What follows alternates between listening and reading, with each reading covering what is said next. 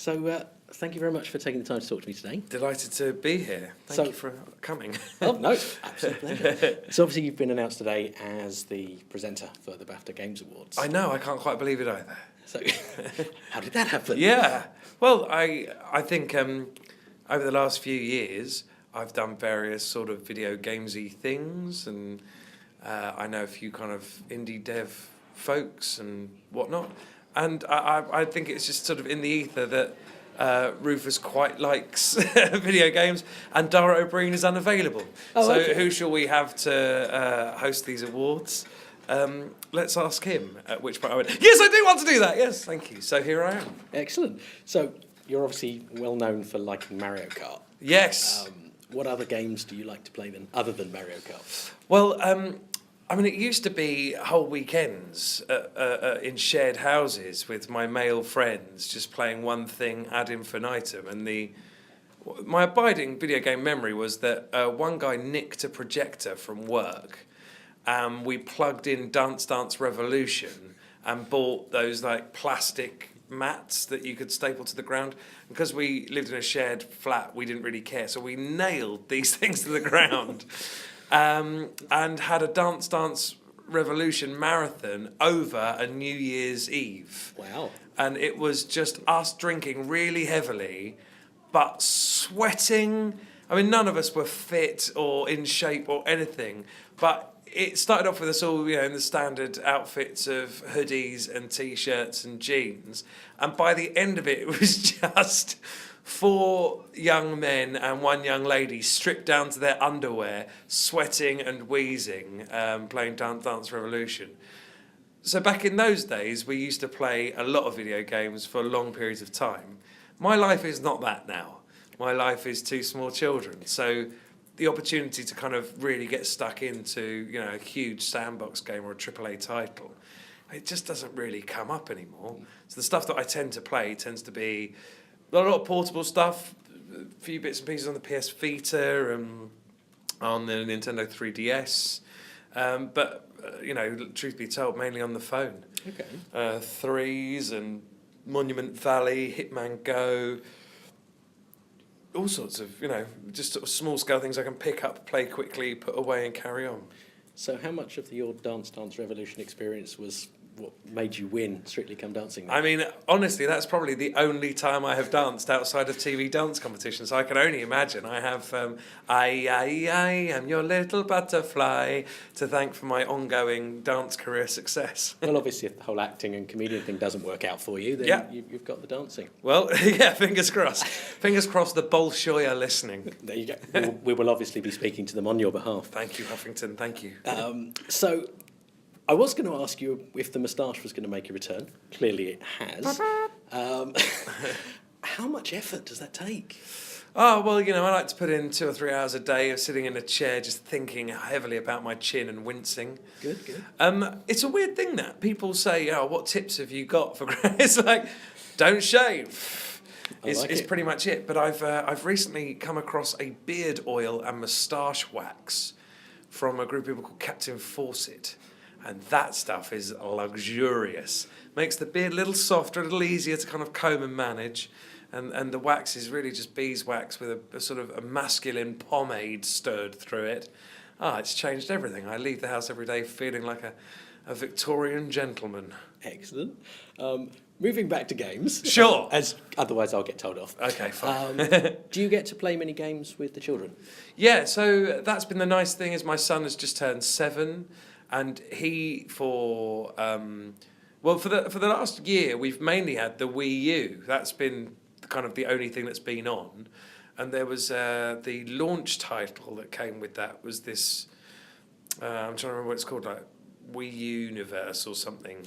Oh yeah, like a series of mini games. But there was one game in that was this kind of Zelda themed game where you could play the 2 of you collaboratively. And he had the sword, which meant taking the Wiimote and just like hacking it around.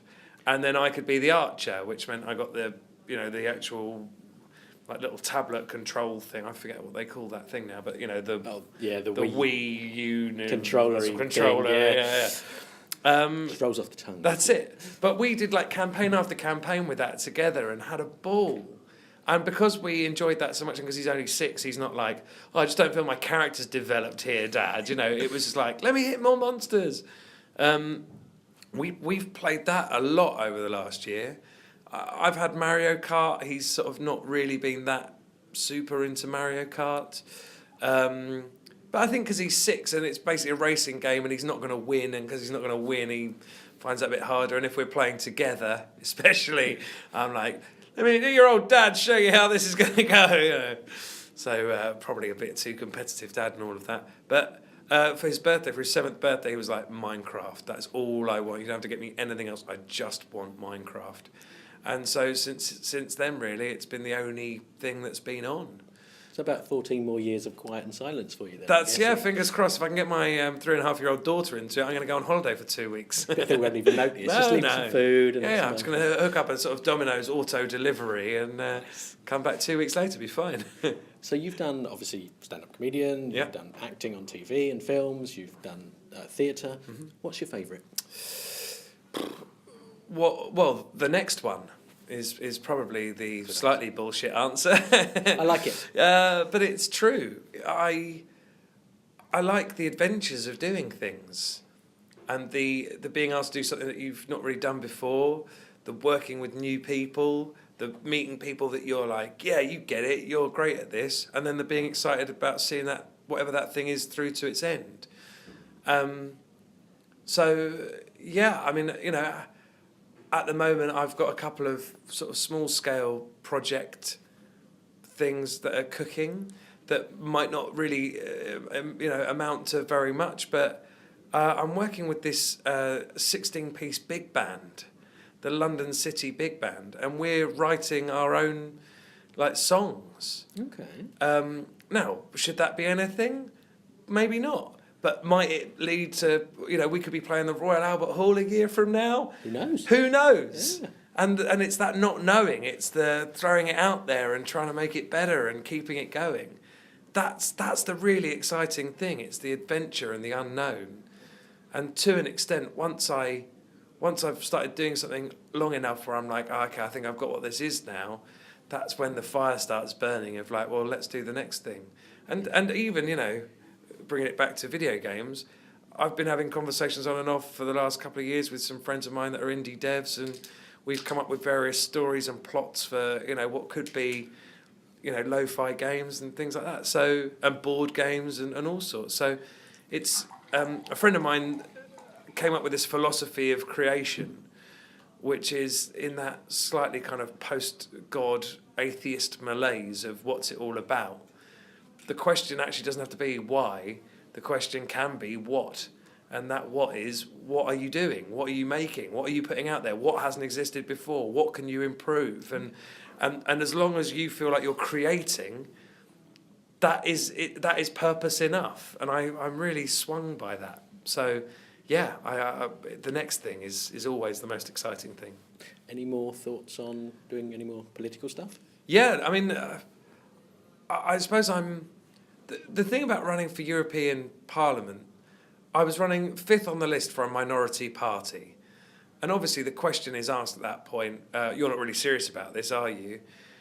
The answer to that is if elected, I will serve. But I'm certainly not running on a platform like this is what I'm going to do next. For 2 reasons, really. One, the cliche is politicians are people who want to tell other people what to do. I don't really want to, I don't think I should be allowed to tell anyone what to do, because I don't think anybody should really be allowed to tell other people what they can and can't do. But throughout doing that, it felt to me that there are some kind of facts and some undeniable things that you can point to that are going on, specifically with the NHS. But the NHS arguably is a symptom of a wider kind of societal change, which is moving people from a sense of themselves as citizens into a sense, a kind of top-down imposed sense of us as consumers. And I just think that philosophically is such a deeply damaging change. That what I was sort of taken aback by is that there is a political class that are very keen on keeping the ball up their end of the pitch. And the attack dogs that kind of get unleashed the moment you go, well, hang on, this whole society, we could have it be a bit fairer. Shouldn't we be? Oh, right, no. And now the people with all the money at the top of the tree basically want to keep it that way and stamp up and down on anybody suggesting anything different. So I have to say, it didn't make me feel like if you get into that world, that it's a world where you're like, oh, great, I'm amongst like-minded people who are trying to improve things, as much as, oh, now I'm in a different quagmire of other people's shit who are largely paid by big companies to make sure that those big companies are keeping things just the way they are. Thanks very much. Yeah. And I have to say that only really depresses me. And because it depressed me, I was like, I'm going to go and do more showing off. I'm going to go and jump up and down and just clown around because, you know, I think, frankly, there are people who are smarter than I am and who should be the ones being elected to try and change things, and that shouldn't be somebody necessarily driven by, you know, whatever egotism it is that makes people like me want to show off. But at least people are listening. Well, that's the thing. So, but then you get into this weird Bono parallel universe, don't you?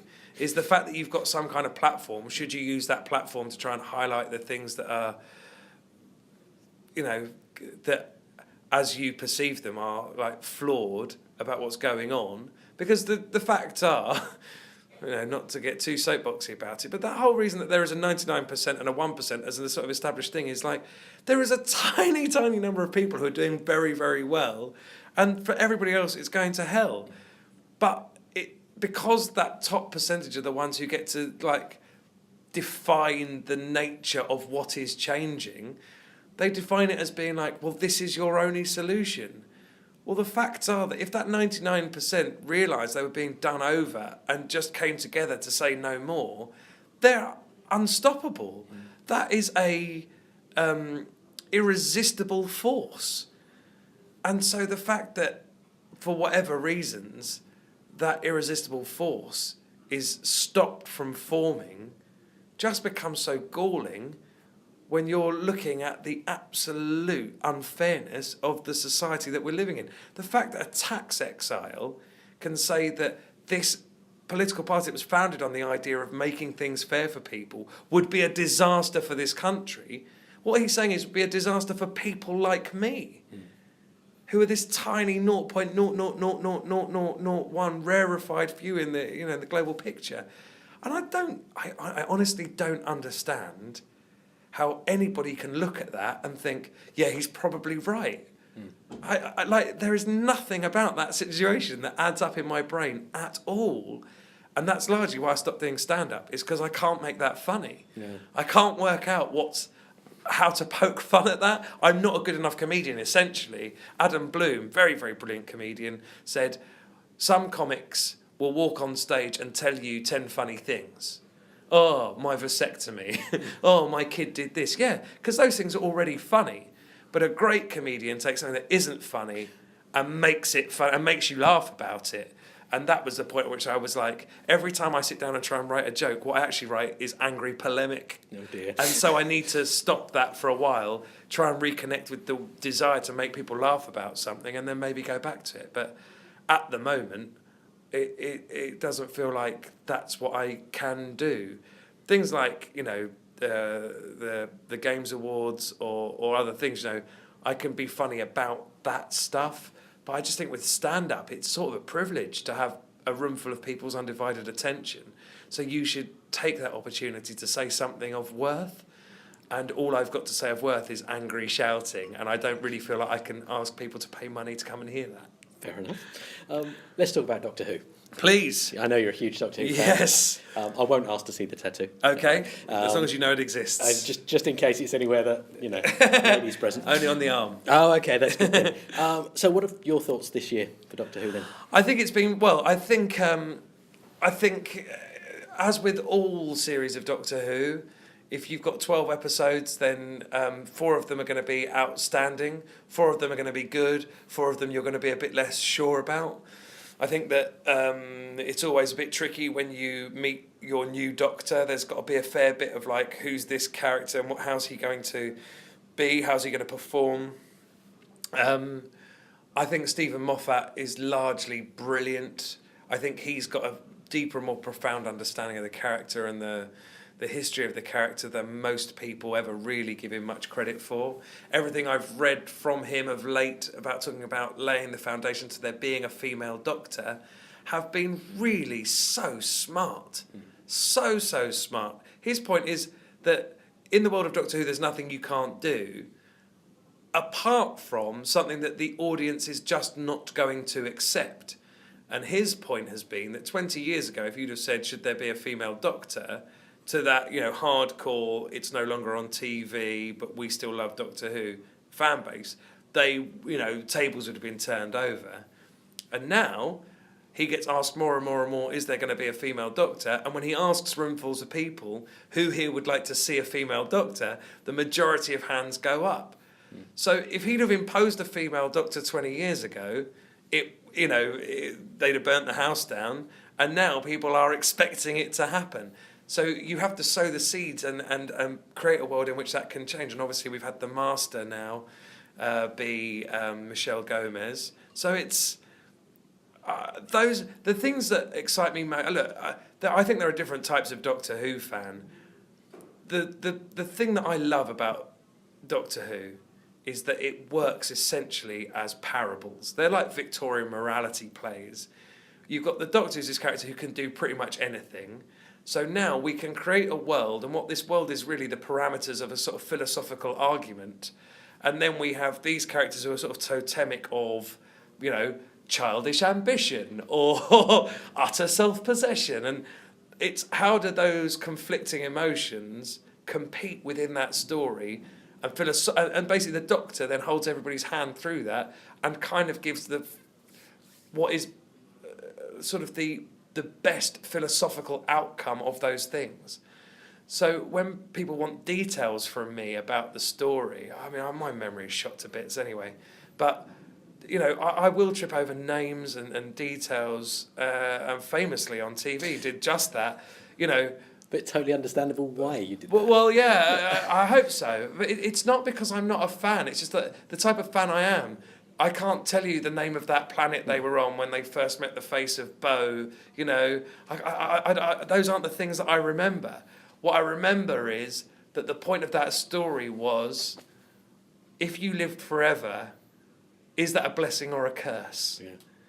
What experience does that bring up? And therefore, you then get a chance to think about in terms of your own life, in the way that I live, what are the things that then have meaning? And that's the moment that I get that brain tickle, that feeling of being given new ideas to chew over. That's what I love about Doctor Who. And specifically, because it comes from a British standpoint. It's not that American thing of like, I've been given an idea to chew over, and I've decided that the best thing you could do in that situation is shoot it, or punch it harder, or shout louder at it, or start cheering USA, or wave a flag, or eat more. It's not, the British thing is like, think harder, be better, be smarter, work together, have it be fair. Those are that's the British mentality and morality. Those are I've never been proud of being British until the Olympics opening ceremony, which might just sound like the tritest thing, but I've never seen a version of Britishness that made me feel proud until I was given one. Yeah. And then went, oh yeah, it's Mary Poppins and Harry Potter and the NHS. And to bring it all around, and apologies if this is too trite, video games. We make phenomenal games. We tell brilliant stories. We are able to have things move you emotionally and give you something to think about and give you a sense of accomplishment. Video games in this country are, consistently now in the biggest, value industry that we have in this country. And what are we exporting? Ideas, joy, fun, innovation, idealism. That is something to be so ridiculously proud of. And yes, all right, do I play AAA titles? Occasionally, yes. But I play way more stuff written by three blokes in their bedroom, and historically have done. From loading things up off of tape decks to getting the magazines and programming the code in by hand myself and hitting run, And not working. And it's not working, yeah. That's it, yeah. And then having to go through it line by line. But you know, those are the things that make me feel proud. And I think there's this country's history of storytelling and this nation's ability to move you and make you feel something that is bigger and better than your most immediate, our essential nature is still running a simian OS. It is still eat, fuck, fight, sleep, immediate, UKIP. Small, us, not them, boo, boo, scared. And stories are like bigger pictures, bigger thoughts. How does this all fit together? What's actually the thing worth fighting for? And the games on these lists, the books that, the authors that we produce, the playwrights we produce, the TV that we make, they ask you to have a think about those things. It's not just spoon feed you more lukewarm shit. We deal in excellence. And so, awarding excellence feels like a pretty good way of spending some time. Perfect. One last question for you then. When are we going to see you on Doctor Who? Trust me, it's not for lack of trying. I think I might be a bigger fan of Stephen Moffat than he is of me. We'll have words. If you would. Well, he's bound to be at the BAFTA evening. You just don't let him come in unless he gives you a part. Yeah, I know, but the thing is, I bumped into him a few times now, and I try and be as charming as possible. But I think that the mistake I largely make is in trying to instill in him my own fanboyness of what he has made. So he wrote the two-parter of Silence in the Library, which was where we first met River Song, and I watched that on my own in a hotel room, where I literally was jumping up and down as a grown man. Yeah. Jumping up and down, screaming, "Run! Run!" You did that, you wrote that, and you made me feel that with a children's, in inverted commas, TV show. That's how good you are. So when I meet him, I want to basically tell him that, and what he does is I'm trying to have a night off. Please leave me alone. And so I think I might have to just wait until the next guy rocks up. Oh dear. And then learn my Moffat lessons and then hope that I can get a part in it at some future point. Well, we hope to see you in it soon. Oh, God bless you. I'm glad we're on the same page. Definitely. And thank you for your time today. Really It's been fun. Thank you very much. Sir. Cheers. Thanks for watching. Why not subscribe to our YouTube channel by clicking on the link on the screen now?